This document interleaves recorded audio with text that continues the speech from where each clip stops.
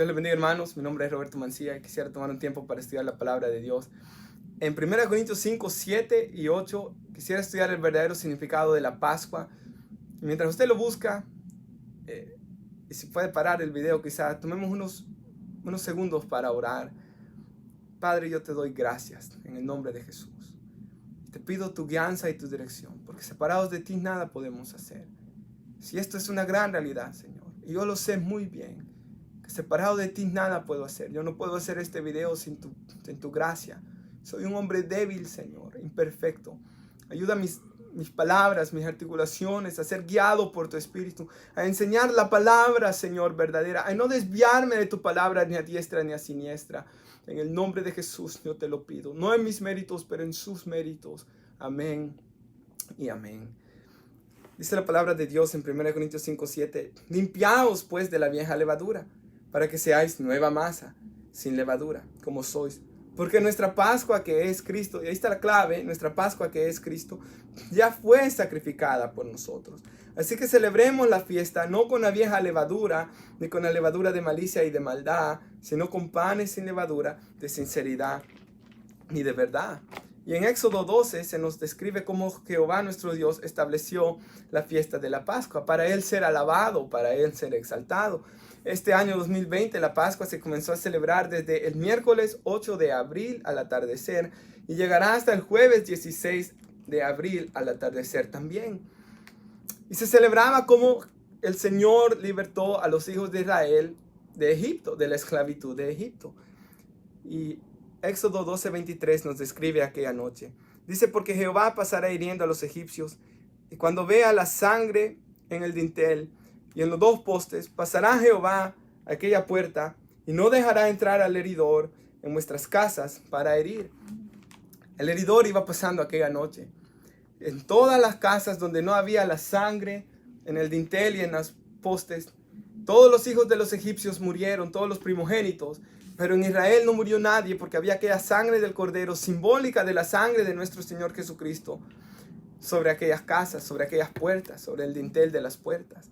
Hermanos, así nosotros también debemos celebrar todos los días. No que hemos sido libertados de la esclavitud de Egipto, pero sí libertados del pecado, por medio del Cordero de Dios que ha quitado el pecado del mundo. No que somos libres de Faraón, sino que hemos sido libertados de las potestades de Satanás. Y hemos sido partícipes del Cordero de Dios que ha quitado nuestros pecados y hemos recibido el perdón en Cristo Jesús. El Cordero de la Pascua, se celebraba con un cordero sin mancha de un año, de que, hermanos, sin defecto alguno, se ofrecía en el ocaso del día, sin quebrar ninguno de sus huesos, igual como nuestro Señor y Salvador Jesucristo fue ofrecido a Dios sin ser ninguno de sus huesos quebrados. El historiador Josefo dice que el cordero era sacrificado alrededor de las 3 de la tarde, a la misma hora que nuestro Señor y Salvador fue sacrificado en la cruz del Calvario. A esa hora Él murió, a esa hora Él dijo, consumado es, y entregó el Espíritu a las 3 de la tarde. Y se celebraba con panes sin levadura y también comiendo hierbas amargas. Los panes sin levadura, como nos dice en el versículo 8, que la levadura simboliza la malicia y la maldad. El pueblo de Israel era llamado a ser un pueblo santo para Dios, un pueblo llamado a caminar con Dios. Así como nosotros también, la Biblia nos dice, ser santos como Él es santo.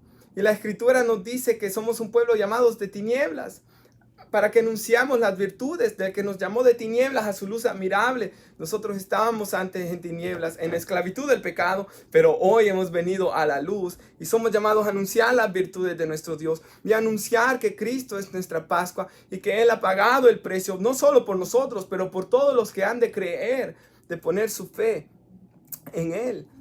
El pan sin levadura simboliza el pecado y la maldad, la malicia. Y las hierbas amargas simbolizaban la amargura con la que Israel fue esclavo en Egipto y de cómo ellos habían sido libertados de aquella esclavitud. Y es que la Escritura dice de que cuando Jesús vino a este mundo, Él vino a los suyos. Juan 1:11 dice que a los suyos vino, pero los suyos no le recibieron. Pero a todos los que le hemos recibido, a los que creemos en su nombre, se nos ha dado potestad de ser hechos hijos de Dios. El Señor vino a buscar y a salvar lo que se había perdido.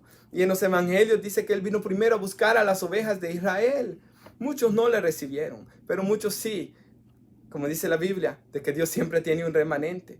En los días de Elías, Primera de Reyes 19, Dios le dice a Elías que él tenía un remanente de 7,000 que no habían doblado sus rodillas ante Baal. Y en nuestros tiempos Dios sigue teniendo un remanente en Israel y en todas las naciones. Dios tiene un remanente que lo ama. Imperfecto, como todos los hombres de la Biblia eran imperfectos, pero amaban a Dios, reconocían que eran pecadores, daban frutos dignos de arrepentimiento y sobre todo tenían una relación con Dios. Recuerde, hermanos, la salvación no son obras, no es moralidad. La salvación es tener una relación con nuestro Señor y Salvador Jesucristo. Y salen buenas obras de tener una relación con Dios, sí, pero no es las obras las que nos salvan, porque por gracia sois salvos por medio de la fe. Esto no es de vosotros, es un don de Dios, no por obras para que nadie se gloríe, dice Efesios 2, 8 y 9. Pero hermanos, Juan 17, 3 dice, esta es la vida eterna, conocer al único Dios verdadero y a Jesucristo a quien has enviado. La vida eterna, hermanos, la comenzamos a disfrutar de ella desde que conocemos a Dios. Y eso ocurre cuando venimos en arrepentimiento y fe y el Espíritu de Dios entra a morar a nuestras vidas. Así que Jesús vino a salvar a los hijos de Israel. Comenzó su ministerio alrededor de los 30 años. Y cuando su ministerio estaba terminando, dice en Lucas 19, de que Jesús va entrando a la ciudad. Y mientras Jesús va entrando a la ciudad de Jerusalén, en esa última semana de vida en la tierra, en la semana que Él iba a morir en la cruz del Calvario, y luego de que Él es alabado, de que Él tiene esa entrada triunfal, en el versículo 41 de Lucas 19 nos dice la Biblia, y cuando llegó cerca de la ciudad, al verla, lloró sobre ella. Hermanos, imaginémonos aquí, entra el Señor Jesucristo, de quien en Juan 1:1 dice que en el principio era el verbo era con Dios, el verbo era Dios, y que todas las cosas fueron creadas por Él. Nuestro Señor Jesucristo está entrando en la ciudad, que es su ciudad Jerusalén, a su pueblo escogido, al pueblo que Él ha amado por más de 1500 años desde que lo sacó de Egipto, que Él ha tratado con ellos, y que ellos se han rebelado una y otra vez contra Él. Y llora el Señor, diciendo, oh, si tú también conocieses, a lo menos lo que este día es para tu paz. Mas ahora está encubierto de tus ojos. Porque vendrán días sobre ti, cuando tus enemigos te rodearán con vallado, y te sitiarán por todas partes, y te estrecharán, y te derribarán a tierra, y tus hijos dentro de ti, y no dejarán en ti piedra sobre piedra, por cuanto no conociste el tiempo de tu visitación. Vemos cuánto amaba el Señor al pueblo de Israel, hasta el punto de que Él comienza a llorar esa última semana, porque sabía las consecuencias que iban a venir sobre Israel al rechazar al Rey de Reyes y al Señor de Señores. Y en Mateo 21 se nos da una parábola por medio de la cual Jesús ilustra cómo fue que los hijos de Israel lo rechazaron una y otra vez a Dios, eventualmente hasta a Jesús. Mateo 21, versículo 33, Jesús les dice, oíd otra parábola. Hubo un hombre, padre de familia, el cual plantó una viña, la cercó de vallado, cavó en ella un lagar, edificó una torre y arrendó unos labradores y se fue lejos. Y cuando se acercó el tiempo de los frutos, envió sus siervos a los labradores para que recibiesen sus frutos. Mas los labradores, tomando a uno de sus siervos, a unos golpearon, a otros mataron, a otros apedrearon. Y esto ilustra la nación de Israel, como Jesús dice más adelante. Hermanos, el Señor plantó una viña, plantó una nación, Israel, para que fuera su nación, para que fuera su pueblo santo. Y esperaba ver fruto de este pueblo. De Sión viene la ley, de Jerusalén sale la palabra de Dios. Ahí Dios comenzó a darles la revelación de la palabra. Ahí iban a ser su hijo quien iba a pagar por todos los pecados. Ahí en Jerusalén se tenía que comenzar a dar conocimiento de Dios por toda la tierra, pero nunca dieron frutos. El Señor nunca pudo encontrar frutos y enviaba a sus siervos, a los profetas. Dice que a unos los golpearon, a otros apedrearon, versículo 36. envió de nuevo otros siervos más que los primeros e hicieron con ellos de la misma manera. Cada vez que Dios enviaba profetas, cada vez que Dios enviaba siervos, ellos los golpeaban, los apedreaban, los rechazaban y no los querían escuchar. Igual que en nuestros tiempos, mucha gente no quiere escuchar la palabra de Dios, les molesta, les enoja. Dice Mateo 23, en su versículo 37, hablando el Señor Jesús, les dice: Jerusalén, Jerusalén, que matás a los profetas y apedreáis a los que te son enviados. ¿Cuántas veces quise juntar a tus hijos como la gallina junta a sus polluelos debajo de sus alas y no quisiste? Así vemos al Señor lamentando cómo Jerusalén nunca quiso recibir a los profetas enviados por Dios. Y si usted ha leído la Biblia, el Señor enviaba a hombres como Isaías, por ejemplo, pero ellos nunca quisieron escucharlo. A Jeremías, quien ellos muchas veces lo metieron en cárcel y lo azotaron porque no querían escucharlo. O el último de los profetas antes de Jesús, Juan el Bautista, a quien le cortaron la cabeza porque le decía al rey Herodes que no era lícito, que le había robado la mujer a su hermano. Pero vemos que estos hombres predicaban con fidelidad la palabra de Dios, sin importar las consecuencias. Y así nosotros debemos predicar con fidelidad la palabra de Dios y llamar pecado lo que Dios llama pecado, y llamar a los hombres al arrepentimiento, a todos los hombres, por cuanto todos pecaron y estaban destituidos de la gloria de Dios. Romanos 3:23. Pero hermanos, en el versículo 37 de Mateo 21, dice: finalmente les envió a su hijo, diciendo: tendrán respeto a mi hijo. Mas los labradores, cuando vieron al hijo, dijeron entre sí: este es el heredero, venid, matémosle, apoderémonos de su heredad. Y tomándole, le echaron fuera de la viña y le mataron. Esto es exactamente lo que ellos hicieron con nuestro Señor y Salvador Jesucristo. Cuando Jesús, el Hijo de Dios, cuando Dios mandó a su Hijo, dice la Biblia en Hebreos 1 de que Dios nos habló de muchas formas en otros tiempos por los profetas. En estos últimos tiempos nos ha hablado por su Hijo, a quien Él mandó, que en el principio era el Verbo, que es Jesús. Jesús era con Dios, Jesús era Dios. El resplandor, la imagen de su substancia, vino a esta tierra, y los hijos de Israel en su gran mayoría rechazaron al Mesías, a Jesucristo. Y dice aquí que fuera de la viña sacaron al Hijo y lo mataron. Y así sucedió fuera de Jerusalén, en un monte llamado Gólgota. Crucificaron a nuestro Señor y Salvador Jesucristo. Sí vemos cómo llegaron a tal punto de que Pilato, quien no encontraba en Jesús ninguna maldad, les decía: les dejo una opción. Y puso a un ladrón que se llamaba Barrabás, un hombre que había sido asesino, dice la Escritura. Y puso a Jesús, que lo único que había hecho era sanar al pueblo, o sacar fuera demonios, predicarles la palabra de Dios. Pero los hombres en su maldad prefirieron a Barrabás que a Jesús. Y yo sé que muchos están escuchando y podrán decir: yo jamás escogería a Barrabás antes de Jesús.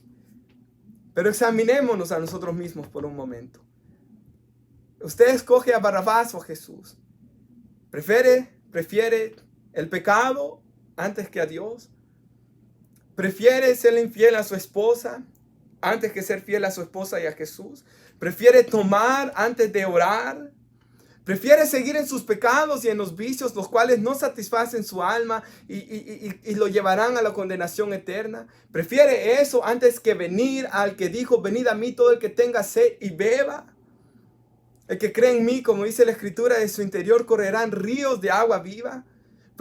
Si usted prefiere seguir en el pecado y no entregar su corazón a Jesús, usted está prefiriendo a Barrabás antes que a nuestro Señor y Salvador Jesucristo. Estamos ante la misma elección que el pueblo de Israel. Dios le dijo por medio de Moisés al pueblo: les pongo delante de ustedes la bendición y la maldición. Y ellos escogieron la maldición. Llegaron a tal punto de decir de Jesús que lo crucificaran y que la sangre de Jesús fuera sobre sus cabezas. Y Jerusalén fue destruido poco después, en el año 70, alrededor de 40 años después de la muerte de Cristo, fue destruida completamente y no pudieron volver a su nación hasta en mayo de 1948. Casi 2000 años errantes en las naciones por no querer arrepentirse y por no querer aceptar a su Mesías, a nuestro Señor Jesucristo. Y cuánta gente también, como dice el Señor, venid luego y estemos a cuenta. No vale la pena el pecado, no vale la pena sufrir las consecuencias del pecado. En estos tiempos de que las personas estamos en nuestras casas y no podemos salir, algunos ni siquiera salimos para trabajar, muchas familias están ahorita en los peores de los pleitos, en los peores hay violencia doméstica, está subiendo las estadísticas. ¿Por qué? Por la insatisfacción del hombre, por causa del pecado. Y si bien todos batallamos contra el pecado, cuando vemos la violencia doméstica, cuando vemos la insatisfacción del hombre, esto nos debe motivar y decir, verdaderamente el pecado no vale la pena. Verdaderamente en el pecado nunca voy a poder llenar el vacío de mi alma. Y por tanto necesito arrepentirme. Y eventualmente lo peor del pecado es de que un día vamos a estar delante de Dios. Y si usted no está en Cristo, usted va a tener que dar cuenta por todos y cada uno de esos pecados. Pero si usted está en Cristo, dice Romanos 8:1, ninguna condenación hay para los que están en Cristo Jesús. Y primera de Juan 1:7, su sangre nos ha limpiado de todo pecado. Y por eso se le llama evangelio a estas noticias. Evangelio significa buenas noticias. ¿De que qué? De que Dios puede pasar por alto nuestros pecados, como vamos a ver más adelante, si ponemos nuestra fe en nuestro Señor y Salvador Jesucristo. Lo cual nos lleva a Romanos 3. Donde se nos da el verdadero significado de la Pascua. Recuerde que la palabra Pascua viene del hebreo pesá, que significa pasar por alto. Y en Romanos 3:25 dice de que Dios en su paciencia ha pasado por alto los pecados de los hombres. En Romanos 3:25 dice eso. Y quisiera que fuéramos a Romanos 3:23 primero. Y ahí dice que por cuanto todos pecaron, estábamos destituidos de la gloria de Dios. Eso significa que por cuanto todos habíamos pecado, no éramos dignos. Eso significa destituido. No éramos dignos de la gloria de Dios. No lo merecíamos la gloria de Dios. Lo que nos merecíamos era la ira de Dios. Si usted lee el libro de Romanos, en el capítulo 1 comienza enseñando eso, que la ira de Dios se revela desde el cielo contra toda impiedad e injusticia de los hombres. Y que la ira de Dios viene. Y ahí da una lista terrible de pecados que se fueron tras la idolatría, que se fueron tras la homosexualidad, que se fueron tras el asesinatos, tras pleitos, malignidades, que porque aborrecían a Dios, mentiras, sin afecto natural, implacables, sin misericordia. Y comienza a dar, usted lo puede leer, Romanos 1, una lista de pecados. Romanos capítulo 2 y el capítulo 3 nos sigue mostrando cómo el hombre es pecador. Hasta llegar al 3:23, donde concluye Pablo, todos pecamos. Todos, absolutamente todos. Todos estábamos destituidos de la gloria de Dios. Y el versículo 24, aquí comienzan las buenas nuevas. Para entender las buenas nuevas, debemos entender primero quiénes somos, quiénes éramos sin Cristo. Debemos entender la santidad de nuestro Dios, pero también debemos entender las buenas noticias de que versículo 24, hemos sido justificados gratuitamente por su gracia, mediante la redención que es en Cristo Jesús. La palabra justificación significa declarado justo. Era una palabra griega que se usaba cuando un criminal o cuando alguien era declarado justo, completamente justo. Y hermanos, nuestra justificación es Cristo. 1 Corintios 5:21 dice de que Él no conoció pecado, pero por nosotros fue hecho pecado, para que nosotros fuésemos hechos justicia de Dios en Él. En la cruz sucedió un intercambio. Lo malo de mí, mis pecados, fueron puestos en Jesús. Y cuando yo creo en Cristo, su bondad, su justicia es atribuida a mí. Hermanos, por eso la salvación no es por obra. No hay obra que podamos hacer para salvarnos. La única obra que nos da salvación fue hecha en la cruz. Por eso Él dice, yo soy el camino, la verdad y la vida. No hay otra forma de ser salvo. No es por religiones, no es por denominaciones. Nada más nos dará la salvación más que Cristo Jesús. Por eso Pablo dice, yo predico a Cristo y a este crucificado. Ese es nuestro mensaje. Nuestro Señor aquí nos dice que Él nos ha justificado gratuitamente. Si bien nos es gratis a nosotros, no le fue gratis a Dios. Él pagó el gran precio. De tal manera nos amó que ha dado a su Hijo unigénito, único, sin igual en la cruz del Calvario. Dice después de que Él nos ha redimido, nos ha dado una redención. La palabra redención era cuando un esclavo era libertado. Era como Él podía tener su libertad. Cristo nos ha libertado del pecado, como decíamos al principio. Él nos ha redimido de las potestades de las tinieblas. Versículo 25 dice que a quien Dios puso como propiciación por medio de la fe en su sangre para manifestar su justicia. A causa de haber pasado por alto en su paciencia los pecados pasados. De nuevo la Pascua, Él ha pasado por alto. Él, por así decirlo, gracias a que la sangre de Cristo está sobre nuestras vidas, así como en Egipto, los israelitas no sufrieron muerte porque había sangre en los dintales de sus puertas, así nosotros en aquel día seremos salvos por la sangre de Cristo. Solamente por eso seremos salvos, por su sangre y por su gracia, porque Él nos justificó, su justicia fue puesta en mí, Él nos redimió, Él me libertó del pecado, Él fue propiciación. La palabra propiciación en el griego se usaba en aquel tiempo cuando ellos pensaban que los dioses estaban enojados con ellos. ¿Y qué dice todo Romanos capítulo 1 y 2? De que la ira de Dios se revelaba sobre los hijos de desobediencia. Hermanos, Dios no estaba alegre con nosotros cuando estábamos en el mundo. La ira de Dios venía sobre nuestras vidas por nuestros pecados, por rebelarnos contra Él. Eso es lo que enseña la Escritura. Romanos 5, versículo 10, dice, porque si siendo enemigos que éramos antes, enemigos de Dios, fuimos reconciliados con Dios por la muerte de su Hijo, mucho más estando reconciliados seremos salvos por su vida. Éramos enemigos de Dios, pero hemos sido reconciliados en Cristo Jesús. Así que Él fue propiciación por nuestros pecados. Él llevó la ira por nuestros pecados, la ira de Dios en la cruz del Calvario, para que nuestro Dios pueda pasar por alto nuestros pecados, porque si no, Dios sería un Dios injusto. Nuevamente, imaginémonos, hermanos, de que Dios me perdonara a mí simplemente así. Él sería un Dios injusto. Pero nuestro Dios es tan perfecto de que nuestro Señor y Salvador Jesucristo cumplió con su justicia en la cruz del Calvario, viviendo una vida justa y pura y sin mancha. Y yo, hermanos, habiendo fallado, y su justicia es puesta sobre mí. Él llevó la ira, Él llevó el castigo por mis pecados. Por eso es que Él tuvo que morir en la cruz como Él murió. Él fue lacegado. Arrancaron su carne, Él fue herido, fue traspasado con una lanza, llevó una corona de espinos, fue clavado en una cruz. Y más allá de eso, aparte de ser escupido y golpeado, Él llevó la ira de Dios por nuestros pecados. Espiritualmente Jesús sufrió, hermanos, en la cruz del Calvario, a tal punto que en Getsemaní, cuando Él oraba, en el sufrimiento espiritual también, dice que Él derramaba gotas de sangre y decía, Dios mío, si es posible que pase de mí esta copa, pero no se haga mi voluntad, sino la tuya. Y cuando Él estaba clavado en la cruz, Él dijo, Dios mío, ¿por qué me has desamparado? El Padre y el Hijo, quien en Juan 1:1 dice que habían estado eternamente siempre en unidad, en perfecta comunión, porque Él llevó nuestros pecados, hermanos. Él, por así decirlo, llevó todos nuestros pecados. Dios desamparó a su Hijo para nunca desampararnos a usted y a mí, hermanos, cuando ponemos nuestra fe en Jesús.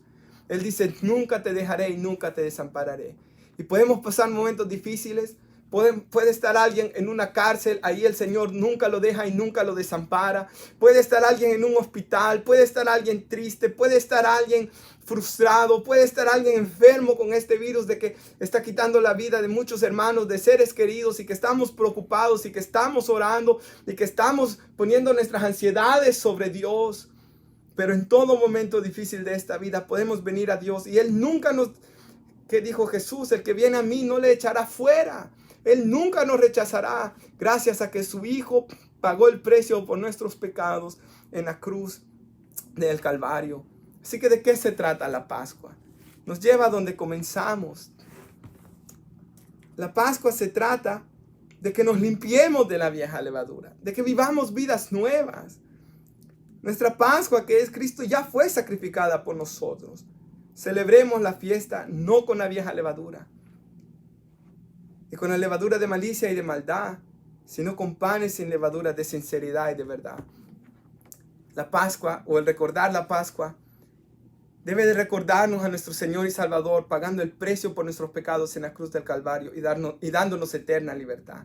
Pero qué feo de que en estos tiempos, en nuestra cultura, se toma este tiempo para vacacionar, muchos hombres para tomar, para andar en vicios, y lo que menos hacen es darle gracias a Dios por su bondad y porque su Hijo murió en la cruz del Calvario. Y luego nos preguntamos, ¿por qué Dios nos castiga? ¿Por qué viene esto sobre nosotros? ¿Por qué vienen estos males? Es porque nos hemos rebelado contra Dios. La pregunta no es por qué Dios nos castiga, la pregunta es por qué Dios nos perdona.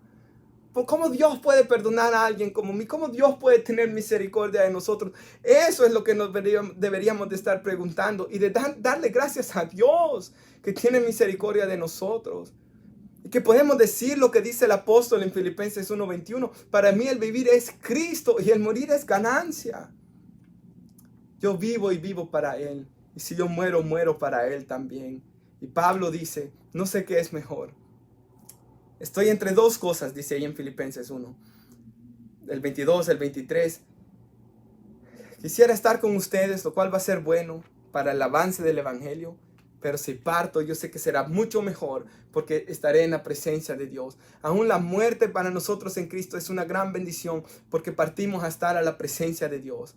Y el día de nuestra muerte no llegará hasta que Dios no haya cumplido su plan y su propósito en nuestras vidas. Porque Él da la vida y Él quita la vida conforme a su propósito. Y podemos estar plenamente confiados en Él. Y que este es un tiempo para darle gracias a Dios. Y verdaderamente yo meditaba en esto. No hay un día en que un verdadero creyente no piense en la muerte y resurrección de Cristo. Cada vez que fallamos, cada vez que confesamos nuestros pecados, recordamos su muerte y su resurrección. Cada vez que leemos la Biblia, recordamos su muerte y su resurrección. Cada vez que doblamos nuestras rodillas para orar, cada vez que venimos a la iglesia, a cada instante de nuestras vidas, recordamos la vida de Cristo. Recordamos que Él es nuestra Pascua. Cuando tomamos la Santa Cena, el pan y la copa, recordamos lo que Él hizo en la cruz del Calvario por nosotros. Así que no solo este día, pero todos los días debemos recordar que Cristo es nuestra Pascua y darle honra y gloria a Él, que es el único que se la merece. Quisiera terminar con una oración. Señor, te damos gracias porque tú eres nuestra Pascua. Y ya no debemos andar conforme a la vieja levadura de malicia y de maldad, pero sí conforme a la nueva, Señor, que es en Cristo Jesús. Que si alguno está en Cristo, nueva criatura es, las cosas viejas pasaron y aquí todas son hechas nuevas. Y que reflexionemos de lo que verdaderamente significa la Pascua. Cuando estábamos muertos en delitos y pecados, solo pensábamos en que vienen vacaciones. Otros pensaban en cometer actos de maldad. Pero Señor, lo que no pensábamos era en el sacrificio y en el precio que tú pagaste en la cruz del Calvario. Pero gracias, Señor, a que tú salvaste nuestras vidas, a que tuviste misericordia de nosotros. Aunque no te buscábamos, aunque huíamos de ti, tú nos llamaste por nuestro nombre.